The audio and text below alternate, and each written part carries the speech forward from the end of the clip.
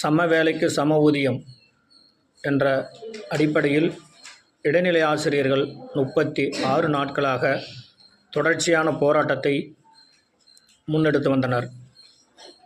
பல கட்டங்களாக பல இடங்களில் திமுக அரசாங்கம் பள்ளிக்கல்வித்துறையால் வேலைக்கு செல்லுங்கள், இல்லையென்றால் ஊதியம் பிடித்தம் செய்யப்படும் என்று கூறினார்கள்.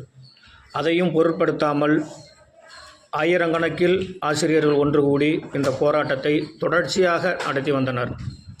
அதன் அடிப்படையில் நோ ஒர்க் நோ பே என்ற தாரக மந்திரத்தோடு இடைநிலை ஆசிரியர்களுக்கு ஜனவரி மாத ஊதியம் முழுவதுமாக நிறுத்தப்படுகிறது.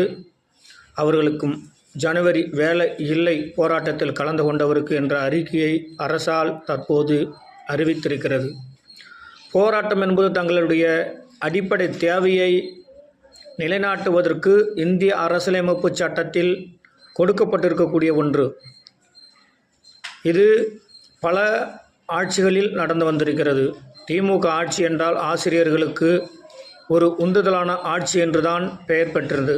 ஆனால் தற்போது ஒருபுறம் ஓய்வூதியத்தை அறிவித்துவிட்டு மறுபுறம் பகுதி நேர ஆசிரியர்கள் வாரத்தில் 3 அரை நாள் அவர்களுக்கு 2000 ரூபாய் ஊதியத்தை உயர்த்தி மே மாதம் 10,000 ரூபாய் என்றும் அறிக்கை விடப்பட்டு, ஆனால் இடைநிலை ஆசிரியர்களுக்கு மட்டும் சமவேலைக்கு சம ஊதியம் என்பதை அரசு ஏற்றுக்கொள்ள மறுக்கிறது.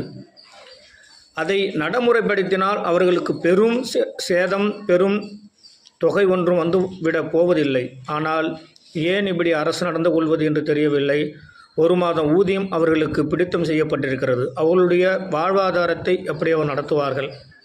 அப்படி பார்த்தால் பல துறைகளில் பல நாட்களாக போராட்டம் நடைபெற்று கொண்டுதான் இருக்கிறது. கண்டுகொள்ளுமா அரசு? அவர்களுக்கு நல்ல தீர்வு கொடுக்குமா? ஆசிரியர் சார்பாக கேட்டுக்கொள்ளப்படுகிறது.